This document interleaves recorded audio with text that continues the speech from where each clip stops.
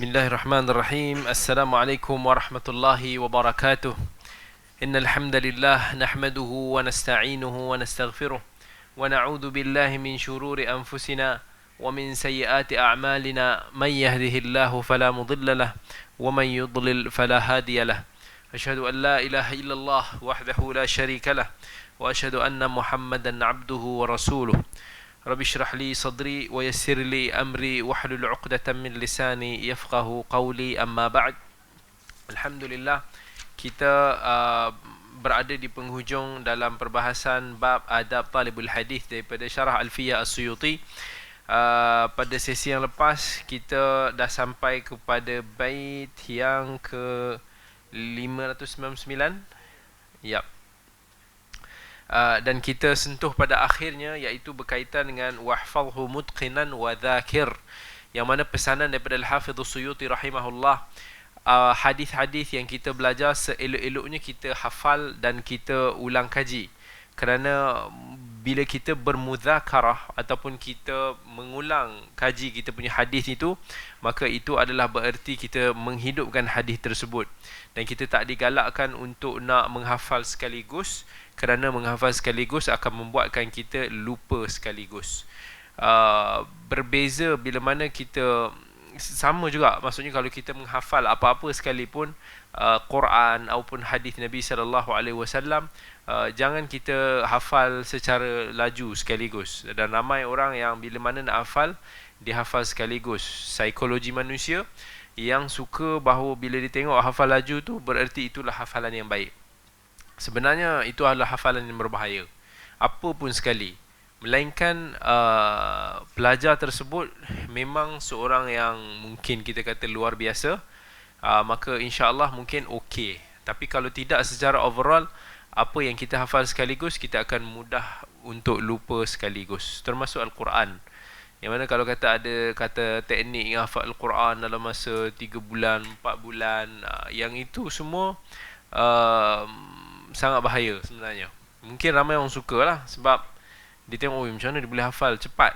Tetapi hakikatnya, nak hafal sekaligus dan nak jaga hafalan yang banyak sekaligus, itu sangat sukar dan mungkin akan lupa juga begitu cepatlah. Jadi kemudiannya Al-Hafidh As-Suyuti rahimahullah sebut wara'au jawaza katmin an khilafil ahli naw, iaitu kita dibolehkan untuk kita tak menyampaikan sesebuah hadis yang kita belajar kepada orang yang bukan ahlinya. Antara yang bukan ahlinya, seperti orang yang bertanya kepada kita ni adalah seorang panglipu lara. Kita tahu dia ni jenis yang suka tokok tambah cerita, yang suka buat reka-reka hadis, yang suka buat benda-benda macam ni untuk nak gembirakan manusia. Sebab tu bila mana ditanya Syu'bah, ditanya tentang sebuah hadis, dia bila ditanya, kamu ni siapa? Dia kata fulan bin fulan. Kamu kerja apa? Rupanya setelah diketahui bahawa orang yang meminta hadis daripada dia ni adalah seorang penceramah yang kita kata panglipu lara lah, yang jenis suka duk bercerita banyak macam-macam yang jadi tokok tambah. Sebab manusia ni dia memang sukakan kepada penceritaan. Dan kalau disebab itu ringan. Tetapi ada juga hadis-hadis yang berbentuk penceritaan, yang mana tak, dia benda bukan satu benda yang dilarang.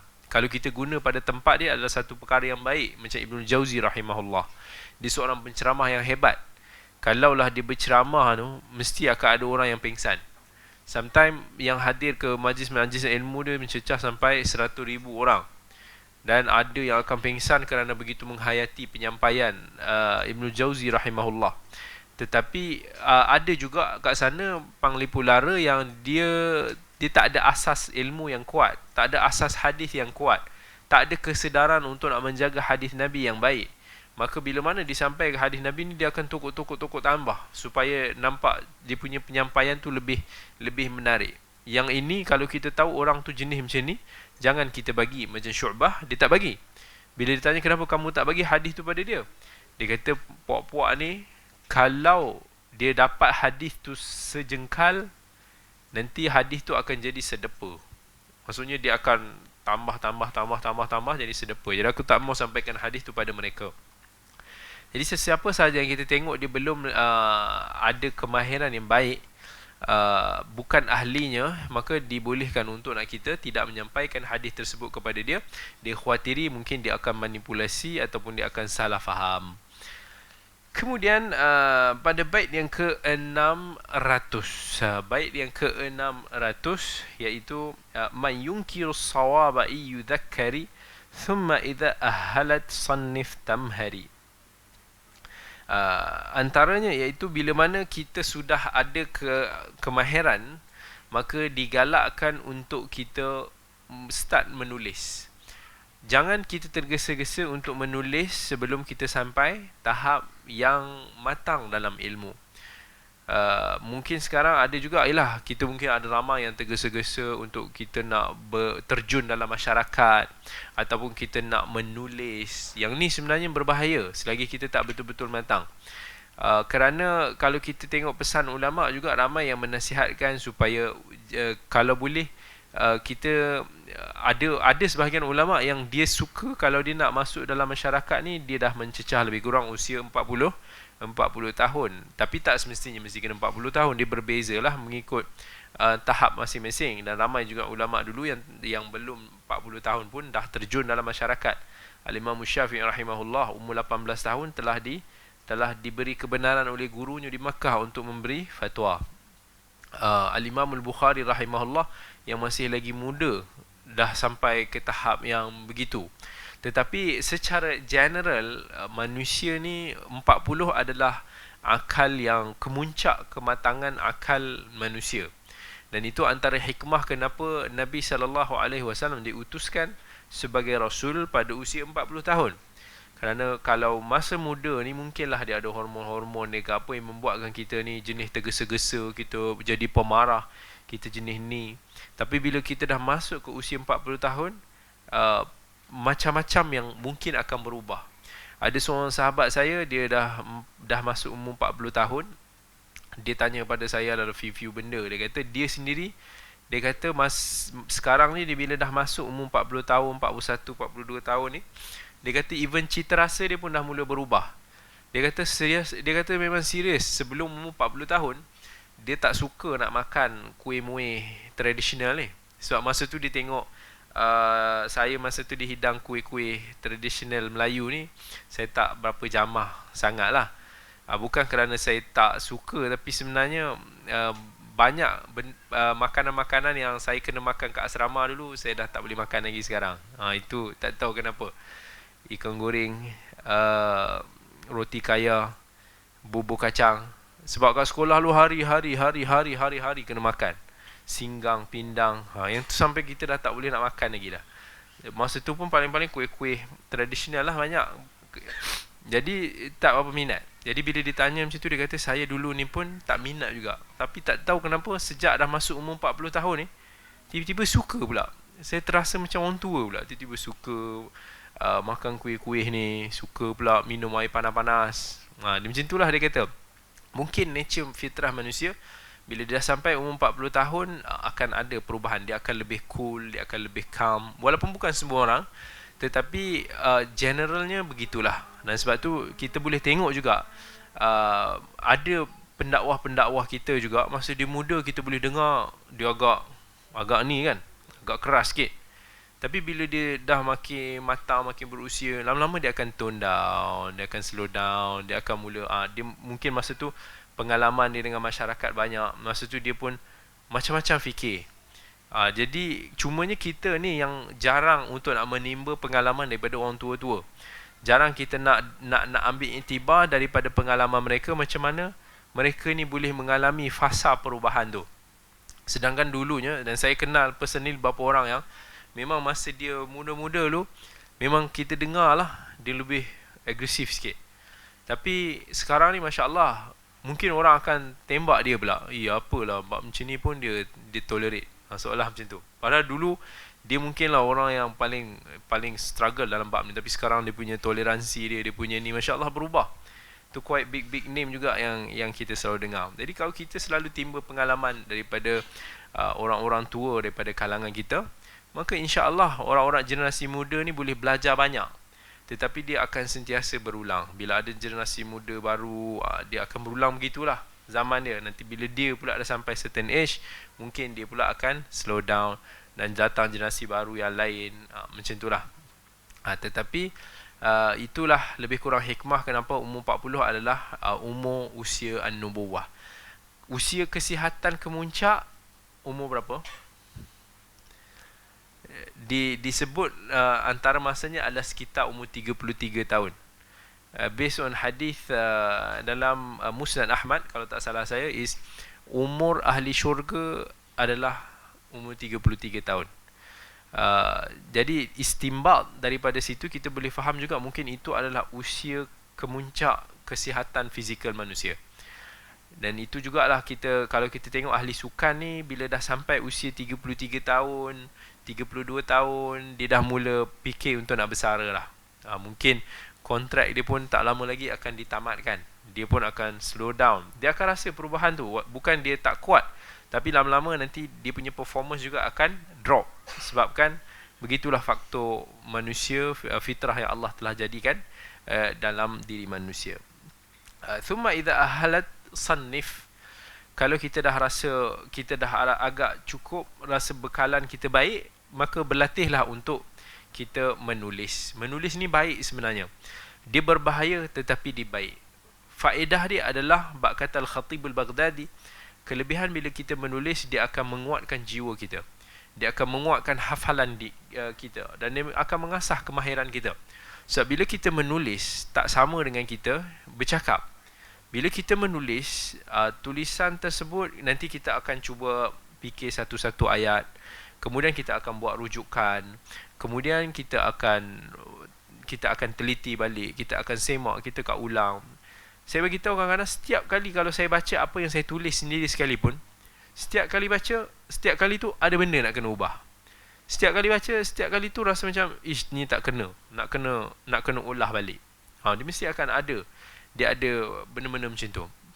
Tetapi bahayanya penulisan ni, bila dia telah disebarkan, dia akan, seolah kata ulama, bila kita menulis ni, umpama kita meletakkan otak kita di atas piring.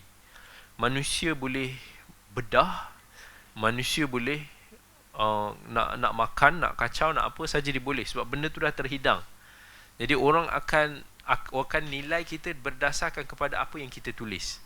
Dan sebab tu kita nak menulis sebenarnya bukan is about kita just tulis semata-mata, tetapi menulis ni juga seperti bercakap, dia juga ada satu kemahiran yang perlu kita pelajari. Ramai orang lepas dia menulis, dia menyesal, tersilap tulis. Ada orang juga bila mana ditulis, kemudian tiba-tiba bila disalah faham dia punya tulisan, dia kata tak, bukan macam tu maksud dia. Tetapi based on apa yang ditulis, memang macam itulah nampak maksud dia.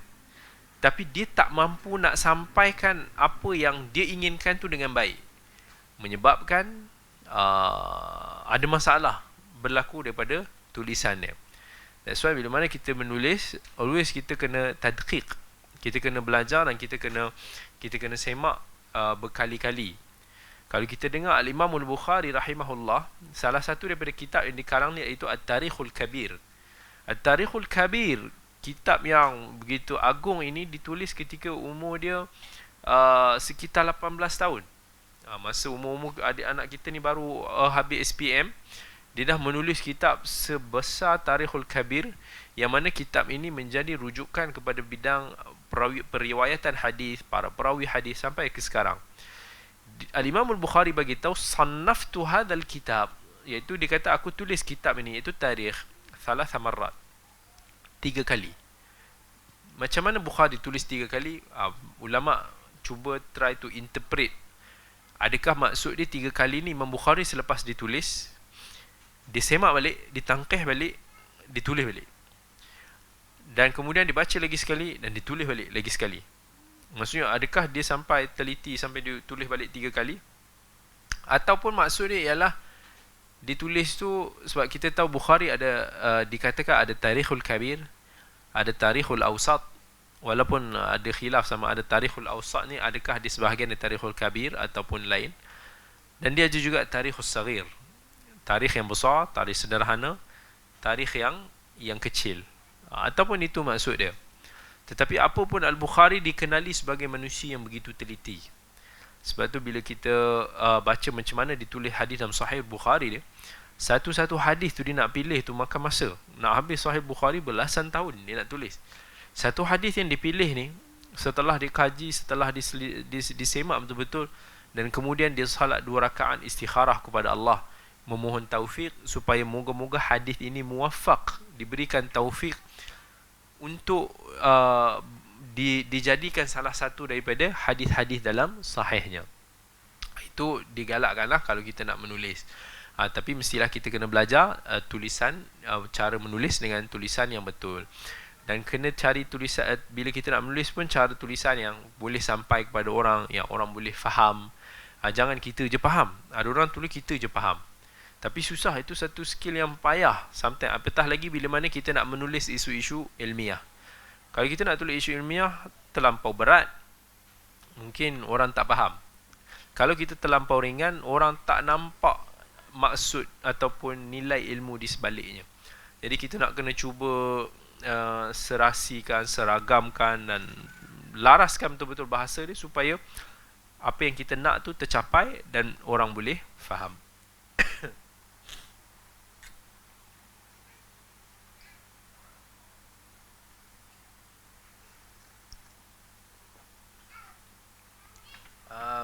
Dan kemudian menulis pun dia ada beberapa peringkat.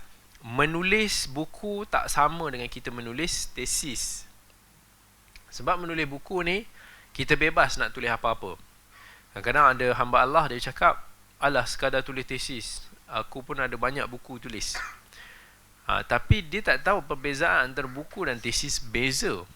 Kita tulis buku ni bebas, kita nak tulis apa pun.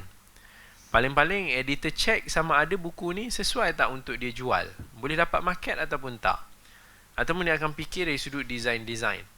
Tapi tulisan tesis ni dia akan disemak. Dia akan dibahaskan.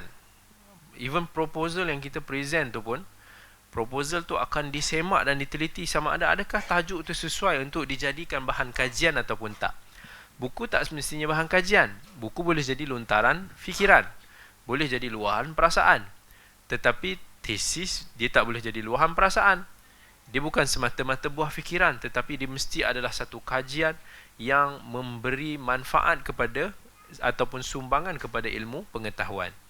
Contohnya kebetulan tadi saya pun balik lewat sikit tadi sebab kita nak kena semak salah satu daripada proposal pelajar untuk dia nak apply, dia nak minta tulis master lah dalam hadis. Jadi kita terpilih untuk nak salah satu yang menyemak proposal itu. Nak cek sama ada boleh ke proposal itu dijadikan sebagai layak untuk nak, tajuk dia tu layak untuk nak dikaji.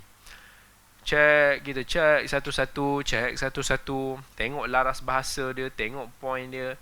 Kadang-kadang tajuk tu bagus, tetapi orang yang menulis tu tak tahu nak menggambarkan kepentingan dia. Dia tak tahu nak menggambarkan tentang problem-problem yang ada dalam kajian dia. Menyebabkan kalau kita tak betul-betul faham apa yang dia nak sampaikan, kita akan rasa macam yang ni tak ada apa, tak penting, tak perlu dikaji pun. Tetapi sebabkan alhamdulillah kita tahu dalam bidang tu, jadi kita bagi tahu tajuk ni bagus, tetapi dia tak boleh nak lontarkan. Dia mungkin ada pelajar yang tak mampu nak timbulkan, nak zahirkan kepentingan tajuk tersebut ataupun kajian tersebut. Dia tak dapat nak gambarkan kepada kita, dia tak dapat nak dekatkan kefahaman dia dengan penilai. Dan boleh jadi menyebabkan akan ada pembetulan yang besar, major correction. Ada juga kadang-kadang minor correction yang mana pembetulan sedikit. Jadi nak buat satu kajian tesis ilmiah ini bukan satu perkara yang mudah. Nak jenuh nak fikir tajuk tu pun tak semesti lepas. Rangka yang kita nak buat tu pun tak semesti dipersetujui, mesti kena belasah dulu, kena itu, kena ini, kena bincang dan sebagainya. Natijah dia juga tak semestinya sama, tak semestinya boleh memuaskan. Ada sahabat saya dulu dekat tanah Arab, masa dia buat salah satu tesis master dia, bila mana di munakashah di Viva, penilai tu Syekh saya juga, dia kata aku boleh kata tak setuju dengan hampir semua apa yang kau buat ni. Semua natijah yang kau buat ni hampir semua aku tak setuju. Bayangkan perasaan pelajar tu masa tu kan. Tetapi akhirnya dia faham, dia tengok pelajar ni jalan kerja dia bagus, disiplin dia bagus, pengetahuan dia bagus, cuma hasil dia je mungkin berbeza ijtihad, menyebabkan dia tetap nilai dengan memberi nilaian yang baik walaupun dia tak bersetuju. Sebab tu tak semestinya tak bersetuju kita boleh bash. Tapi bila kita tengok jalan kira dia bagus, macam kita buat matematik kan, orang kata nak tengok jalan kerja dia. Kalau jalan kerja dia betul, dia tiba jawapan je salah, still ada markah. Tapi kalau dapat markah saja, tak ada jalan kerja pun boleh menyebabkan markah tersebut tak sempurna. Maka beza betul lah antara nak buat kajian dengan kita menulis tulisan biasa. Di sana juga misal kata ada jurnal-jurnal ilmiah, yang mana jurnal-jurnal ni juga ada dia punya penilai-penilai dia, cuma dia akan cuba nak pilih yang mana bersesuaian dengan tema jurnal masing-masing lah. Okey. Wa yubqi dhikran ma lahu min ghayah wa innahu fardun 'alal kifayah. Bila mana kita menulis ni, antara tujuan kita adalah kita nak meninggalkan satu legasi kepada generasi yang seterusnya. Ini tujuan banyak para ulama dulu, kenapa mereka menulis hadis, kenapa mereka menulis buku-buku ini, adalah untuk nak ada sumbangan yang boleh tinggalkan, supaya ini menjadi satu ilmu bermanfaat, menjadi satu sedekah jariah kepada orang-orang yang datang selepasnya. Dan juga dia mengharapkan boleh dapat doa-doa daripada kita yang membaca. Contohnya bila kita baca, kita sebut buku ni, misalnya kita kata qala al-imam as-Suyuti rahimahullah. Rahimahullah itu saja adalah satu doa kepada penulis buku ni, iaitu kita kata semoga Allah merahmati dia. Mereka nak itu je. Jadi kalau kita fikirkan apa yang kita boleh tinggalkan kepada generasi yang seterusnya, barangkali kita ni nak tidur lena pun kita tak dapat nak tidur lena. Sebab umur yang kita ada ni, hari ni umur yang kita ada ni singkat. Ada orang yang hidup dia berapa puluh tahun, 20, 30, 40, 50 tahun, ada yang 60 tahun, ada yang lebih sikit. Allah dah tentukan umur ni ikut masing-masing. Tetapi dengan kadar umur kita ni, adakah kita dah cukup amalan kita? Kalau kita nak tahu, kita rasa kita cukup amalan ataupun tidak, kalau Allah cabut nyawa kita malam ni juga, adakah kita yakin kita akan selamat? Adakah kita akan rasa tenang, okey, ataupun tak? Kalau kita masih lagi rasa bimbang, kemungkinan besar kita masih lagi tak cukup amalan kita. Mungkin dosa kita masih lagi banyak. Sebab tu kita kena sentiasa fikirkan apa pelaburan yang kita boleh tinggalkan selepas kita pejamkan mata nanti. Kalau bukan ilmu bermanfaat, kalau bukan sedekah jariah, kalau bukan doa-doa yang saleh ni, apa lagi yang boleh menjadi saham jariah selepas kita meninggal satu hari nanti? فَبَعْضُهُمْ يَجْمَعُ بِالْأَبْوَابِ وَقَوْمٌ الْمُسْنَدَ لِلصِّحَابِ. Okey, kali ini dicerita tentang macam mana ulama hadis dulu dia tulis hadis. Antara bentuk penulisan hadis yang mereka tulis adalah mereka himpunkan hadis mengikut bab. Hadis-hadis mengikut bab ni banyaklah. Yang mengikut bab ni contohnya disusun hadis tu, okey, ini bab salat, ini bab zakat, ini bab haji, ini bab hudud, ini bab kahwin, ini bab doa, ini bab adab, ini bab pakaian, ini bab makanan. Kalau kebanyakan kitab-kitab hadis yang kita tahu berbentuk macam tu. Sahih Bukhari, Sahih Muslim, Sunan Abi Dawud, Sunan Ibn Majah, An-Nasa'i, At-Tirmidzi, banyak lagi. Hakikatnya yang disusun hadis dia mengikut susunan bab. Kelebihan dia adalah kalau kita faham makna hadis tu, maka kita boleh carilah dekat bab dia. Okey, kita tahu ini pasal doa sebelum tidur. So kita boleh anggap, kalau kita ambil buku tu, kita ambil buku contohnya Sahih Bukhari, kita cari dalam bab doa. Dalam bab doa tu ada banyak dia punya sub topik dia. Ini doa makan, ni doa tidur. InsyaAllah kita akan jumpa. Problem dia adalah kalau kita tak faham hadis tu tentang apa. Kita tak boleh cari melalui buku-buku macam ni. Dan kemudian ada juga ulama hadis yang menulis kat sini waqamunul musnada lis-sihabi. Ada juga kitab-kitab hadis yang berbentuk musnad. Musnad ni adalah hadis-hadis ni dia tak susun mengikut bab fiqh tadi ataupun topik-topik ni, tak. Tetapi disusun mengikut kelompok-kelompok sahabat yang meriwayatkan. Sebagai contoh, okey, Musnad Ahmad. Musnad Ahmad, okey, dia buat hadis-hadis dalam tu, okey, hadis Ibnu Umar satu tempat. Bab hadis Anas satu tempat yang lain. Bab hadis Ibnu Mas'ud pada tempat yang lain. Hadis, kalau kita nak cari dalam Musnad Ahmad, kita tahu sahabat yang meriwayatkan hadis, senang nak cari. Bolehlah cari, melainkan sahabat tu terlampau banyak. Maksudnya kalau sahabat tu banyak sangat hadis dia, macam Aisyah radhiyallahu anha, pingsan juga nak cari. Walaupun kita cari dalam bab Aisyah. Tapi kita tak akan jumpa hadis ni dalam Musnad Ahmad. Susah nak jumpa hadis dalam Musnad Ahmad kalau kita tak tahu siapa sahabat yang meriwayatkan. Okey, ini hadis pasal bertayamum. Okey, hadis tayamum ni siapa yang riwayat yang kita pun tak tahu. Kita baru nak cari.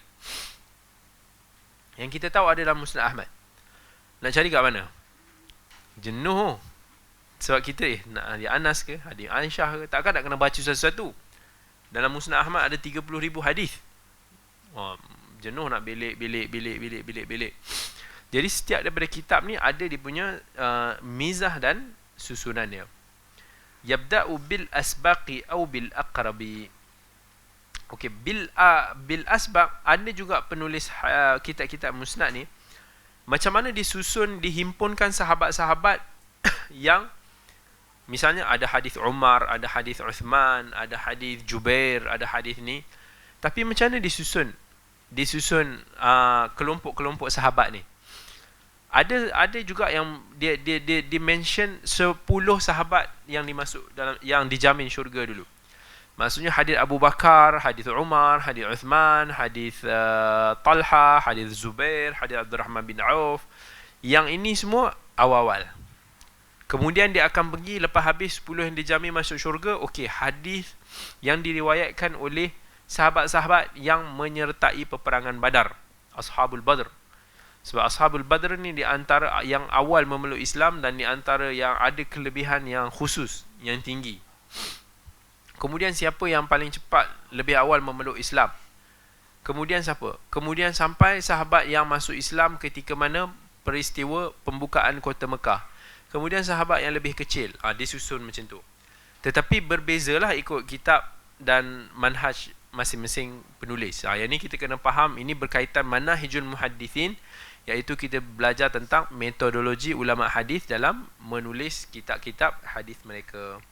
Ada juga yang susun sahabat-sahabat ni mengikut keturunan yang mana lebih hampir dengan Nabi SAW. Sahabat-sahabat daripada kalangan Bani Hashim dia letak awal. Sahabat-sahabat daripada kalangan kabilah lain mungkin lebih jauh. Tengok kepada kejauhan nasab keturunan mereka. Sebab pada zaman tu nasab keturunan memainkan peranan yang besar. Tapi dia akan jadi problem kalau kita tak tahu nasab sahabat tu. Itu beza kita dengan ulama. Ulama dulu dia hafal nasab setiap perawi tu, supaya dia tahu kat mana tempat yang sepatutnya diletakkan perawi tu. Sebab tu bila ditulis kitab-kitab hadis disusun macam ni, tak ada masalah bagi mereka. Sebab dia orang tahu. Tapi bagi kita sangat bermasalah. Sebab kita dah tak tahu. Ilan nabiyyi awil hurufa yajtabi. Ada juga yang berbentuk musnad tetapi disusun mengikut huruf hijaiyah. Macam Mu'jam Al-Kabir karangan Al-Imam At-Tabrani. Walaupun nama dia Mu'jam tetapi dia berkonsepkan musnad. Yang mana hadis-hadis yang ada dalam Mu'jam Al-Kabir At-Tabrani disusun mengikut kelompok sahabat-sahabat. Macam Musnad Ahmad tadi, cuma berbeza susunan. Al-Imam At-Tabrani disusun mengikut huruf. So siapa sahabat yang bernama Ubay, siapa yang bernama Usamah, dia akan lebih awal daripada sahabat bernama Umar. Sebab alif atau hamzah lebih dahulu daripada ain. Alif sebelum ba sebelum ta. Macam tu dia akan susun. Yang ni kita akan berkenalan lah insya-Allah satu persatu. Kemudian dia kata wa khairuhu mu'allalun wa qadra au ayajma'al atrafa au syuyukhan au. Okey. Sebaik-baik juga bentuk penulisan hadis iaitu kitab mu'allal. Kitab mu'allal ni iaitu hadis-hadis yang membincangkan tentang kritikan hadis. Dia bukan sekadar himpunkan, tetapi dibincangkan tentang kritikan pasal hadis tu. Contohnya kitab Ibnu Abi Hatim, Al-Ilal Ibnu Abi Hatim, masih kira dicetak dan diterbitkan sekarang, yang mana susunan kepada kitab Ilal Ibnu Abi Hatim ni juga disusun mengikut susunan abwab, iaitu susunan bab. Cuma hadis-hadis yang dimasukkan dalam tu, hadis tu dia akan bincangkan, dia ada kecacatan dia, ada kritikan dia, dan dia akan bincang kat situ. Berbeza dengan contohnya dalam hadis dalam Sunan Ibn Majah ke, dalam Abi Daud ke, dia biasanya lah secara umumnya dia hadis sahaja. Tetapi dalam kitab Ilal ni dibincangkan secara detail.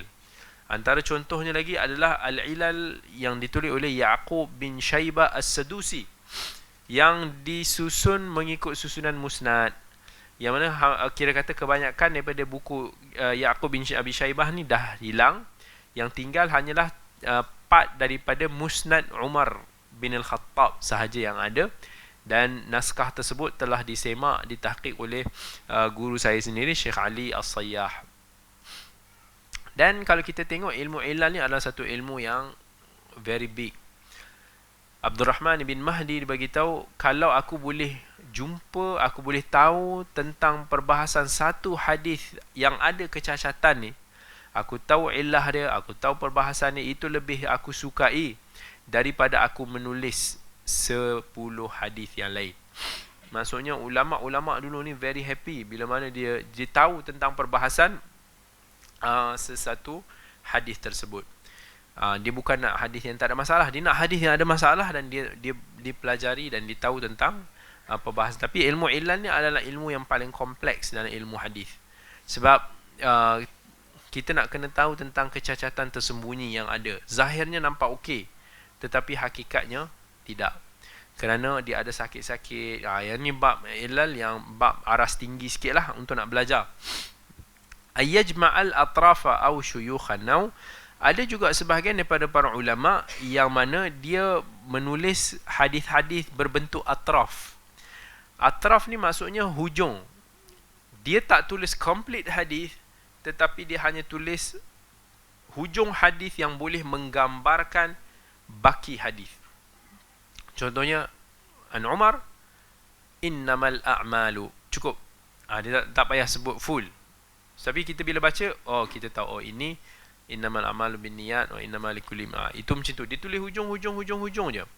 Kenapa al-atraf ni ditulis oleh ulama? Kerana dia nak mudahkan murajaah kita. Kita cuma perlu revise yang awal-awal, revise. Sebab ramai orang dia hanya ingat hafalan awal-awal ayat je.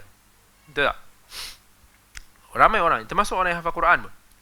Orang yang hafal Quran, kalau kita tanya tengah-tengah ayat ataupun yang belakang ayat, dia tak ingat. Okey, cuba sambung, let's say kita bagi contoh, cuba sambung fazadahumullah. Dia pun mana ayat ni? Dia tak jumpa. Tapi bila kita kata, okey, cuba sambung fi qulubihim maradun. Okey, tahu. Fi qulubihim maradun fazadahumullahu marada. Sebab dia hanya ingat kepala-kepala ayat je, yang awal-awal je. Kenapa orang boleh ingat kepala ayat dan bukan tengah-tengah? Sebab dia selalu berhenti, diulang balik daripada kepala. Berhenti, ulang. Bila dia nak hafal tu, mesti dia akan ulang. Okey, ayat nombor 10 apa? Fi qulubihim maradun fazadahumullahu marada wa lahum adzabun alimun bima kanu yakdzibun. Ulang kali kedua, fi qulubihim maradun fazadahumullah. Lama-lama dia hanya perasan fi qulubihim maradun. Yang awal-awal je. Yang tengah hujung tu dia tak tahu. That's why saya bila train anak-anak di saya hafal Quran, dia bukan hanya kena hafal, dia kena ingat awal, tapi dia boleh ingat word tengah-tengah tu, dia boleh ingat akhir perkataan tu. Yang saya kadang-kadang selalu tanya dia, apa akhir perkataan 10? Alim. Dia boleh ingat. Sebab nak ingat yang hujung akhir tu paling susah, atau tengah-tengah tu susah. Tapi kalau kita boleh ingat yang ni, insya-Allah yang awal ni lagi mudah lah. Sebab yang awal ni automatically dia dah ingat. Itulah sebabnya ulama juga dulu ditulis kitab Al-Atraf. iaitu hujung-hujung hadis. Antaranya atraf kutubus sittah, yang ditulis oleh Al-Hafidh Al-Mizzi. Dia ada tulis atraf, hujung-hujung hadis-hadis yang ada dalam kutubus sittah. Ibnu Hajar Al-Asqalani juga dia ada atraf kutub al-asharah. Dia tambah lagi 10 kitab hadis selain daripada Sunan Sittah, ditulis atraf-atraf dia. Contohnya Sahih Ibn Hibban, Sunan Ad-Darimi, Sahih Ibn Khuzaimah, Mustadrak Al-Hakim, Musnad Syafi'i, Musnad Imam Ahmad, dan beberapa lagi Ad-Darqutni. Yang ini dia himpunkan hujung-hujung hadis dalam kitab-kitab hadis ni. Ini satu fan lah, ini satu bentuk kesenian hadis yang dinamakan sebagai kutub al-atraf ataupun kutub asy-syuyukh. Asy-syuyukh ni maksud dia adalah menghimpunkan hadis syekh-syekh tertentu, guru-guru tertentu.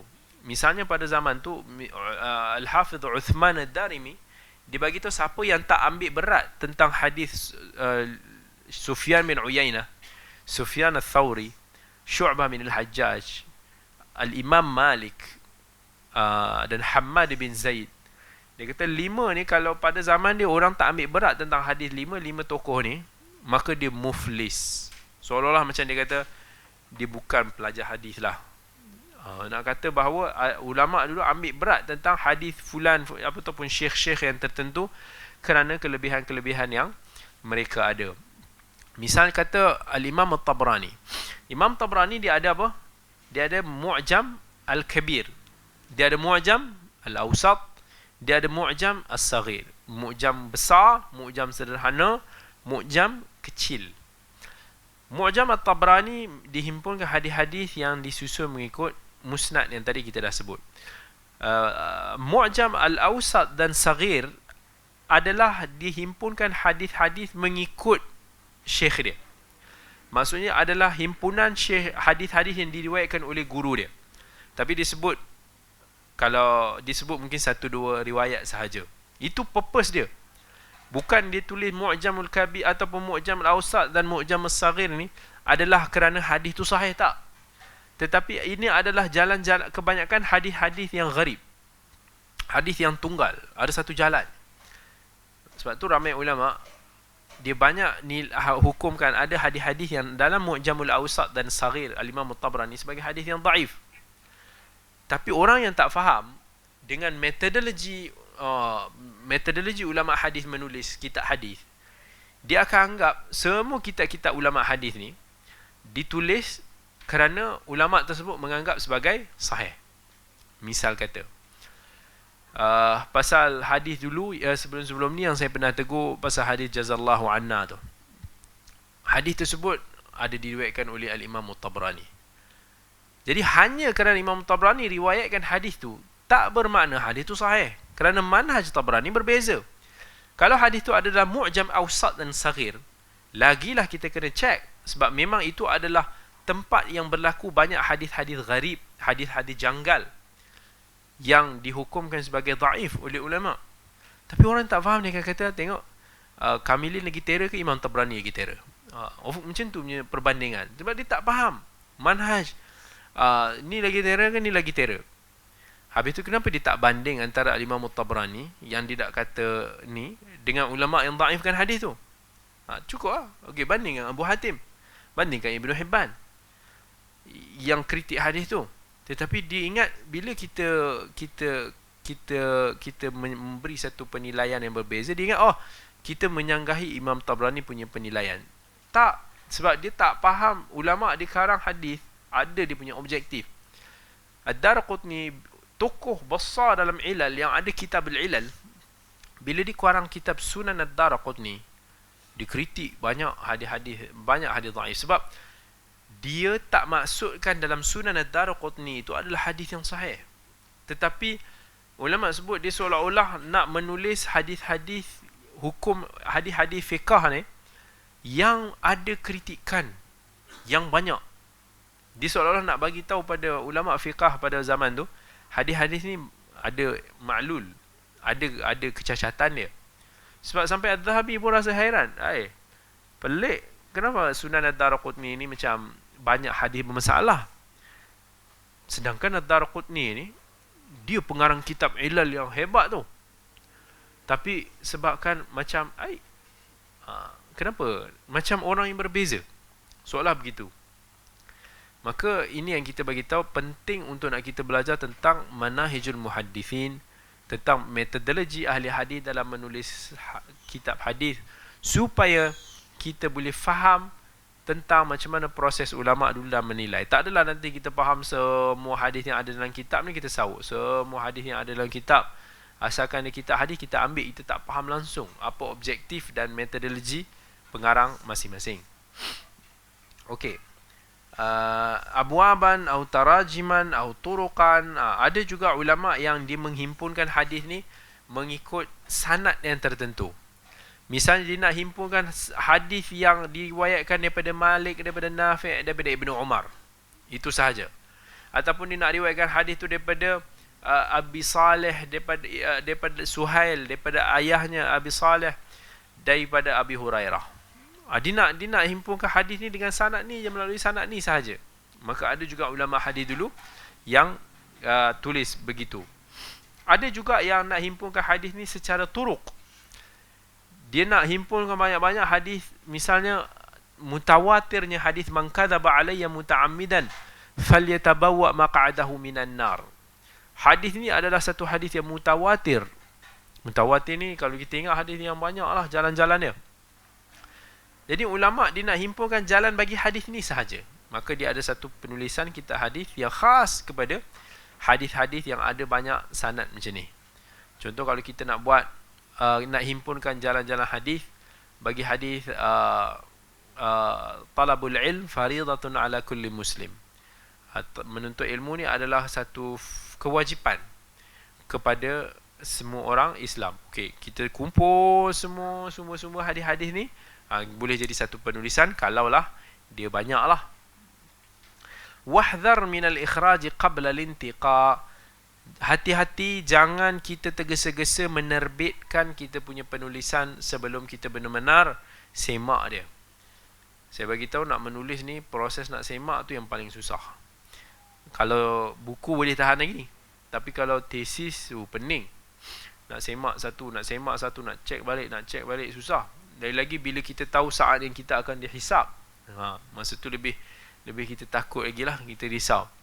Buku pun sama, perlukan masa untuk nak kita cek, kita nak semak berulang kali. Sebab once dia keluar dan ada kesalahan, dah susah lah nak dibaiki balik. Melainkan kena ada cetakan yang seterusnya untuk nak kita baiki.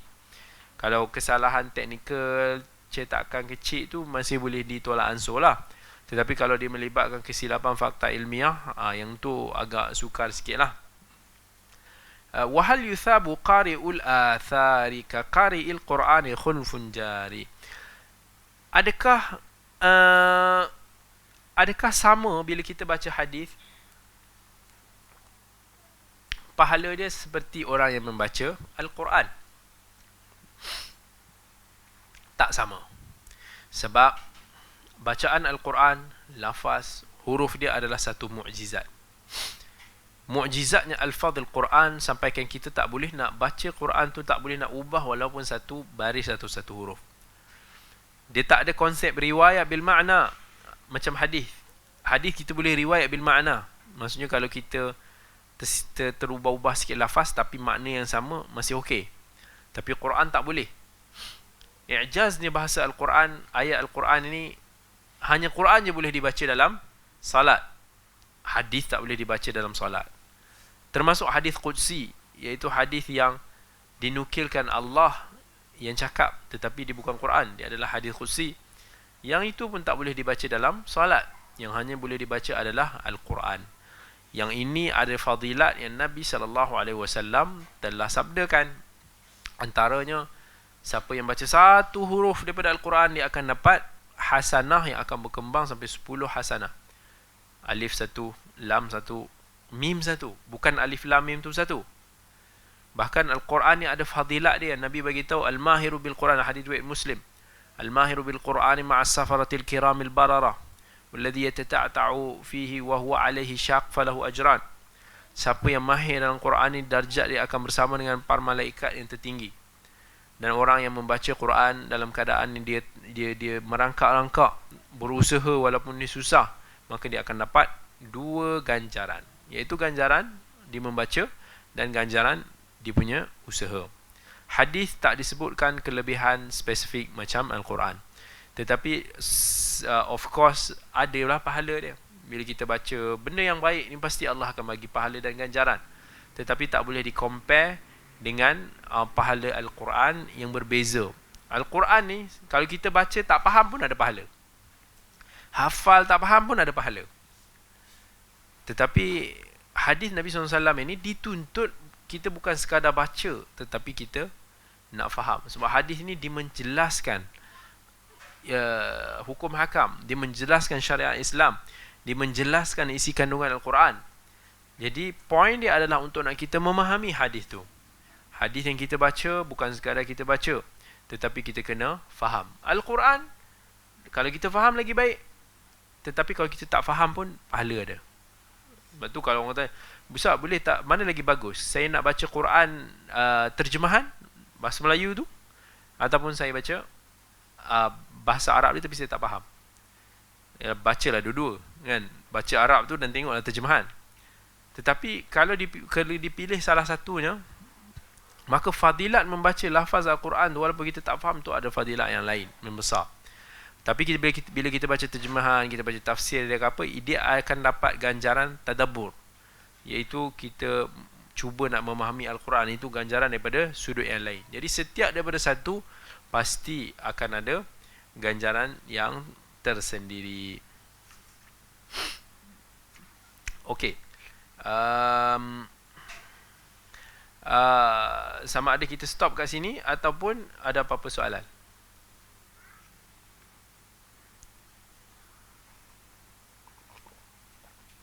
Ada soalan ataupun cadangan?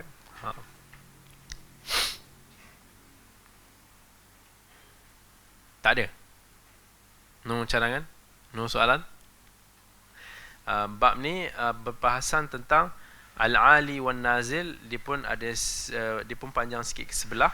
Saya ingat biar kita tangguhkan ke minggu yang akan datang lah, supaya kita boleh straightforward kita sambung. Jadi dengan itu bab tentang adab talibul hadis, tentang adab penuntut ilmu hadis, kita dah habis dalam bab ni.